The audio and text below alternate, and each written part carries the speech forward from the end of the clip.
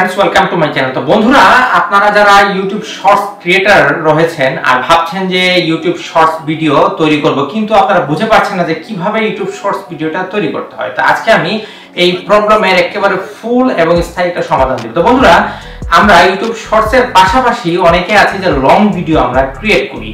তো আপনারা করবেন কি সেই লং ভিডিওর মধ্যে আপনারা ভালোটিকে লক্ষ্য করে দেখবেন যখন আপনি একটা লং ভিডিও শুট করবেন তখন সেটাকে এডিট করার পর একেবারে পূর্ণাঙ্গ কনসেন্ট্রেট দিয়ে সেই লং ভিডিওটাকে দেখবেন এবং সেখান থেকে 59 সেকেন্ড সর্বোচ্চ একটা শর্টসের লেন্থ থাকে 59 সেকেন্ড। যদি সেটা 60 সেকেন্ড বা 1 মিনিট বা 1 মিনিটের চেয়ে বেশি হয় তাহলে সেটা লং ভিডিওর আন্ডারে চলে আসে। তা আপনি দেখবেন কি আপনার শুট করা প্লাস এডিট করা সেই লং ভিডিওর মধ্য থেকে 59 সেকেন্ড অথবা 59 সেকেন্ডের যদি কমও যদি থাকে, এক কথায় আপনি বলতে পারেন যে লং ভিডিওর মধ্য থেকে সবচেয়ে গুরুত্বপূর্ণ একটা অংশকে আপনি ইউটিউব শর্টস আকারে সেটাকে আপনি ব্যবহার করতে পারেন। এতে একটা প্রশ্ন আবার আপনার মনে উঠতে পারে যে সেটার মধ্যে কি রিউজ কন্টেন্ট আসবে কিনা।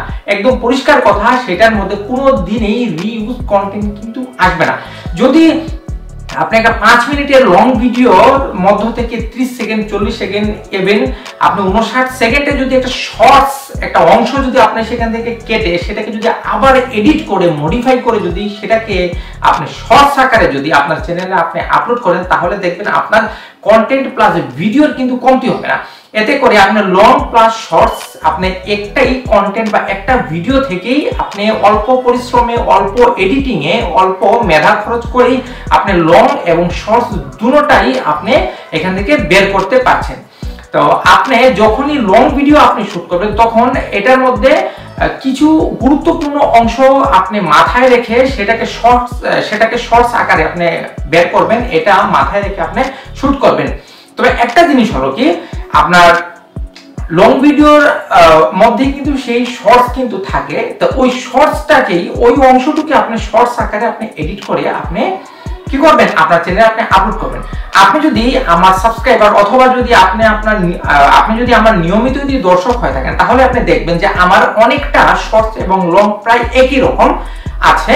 তো ওইগুলো কিন্তু আমার সেম ধরুন যে লং ভিডিওর ভিতর থেকে কিন্তু শর্টস আকারে সেটাকে আমি কেটে সেটাকে আমি আলাদাভাবে এডিট করে থাম্বনেল লাগিয়ে আমি সেটাকে শর্টস ভিডিও আকারে আমি আমার চ্যানেলে আপলোড করেছি। এতে কিন্তু আপনার চ্যানেলের রিচ সাবস্ক্রাইবার কিন্তু খুব বেশি হবে।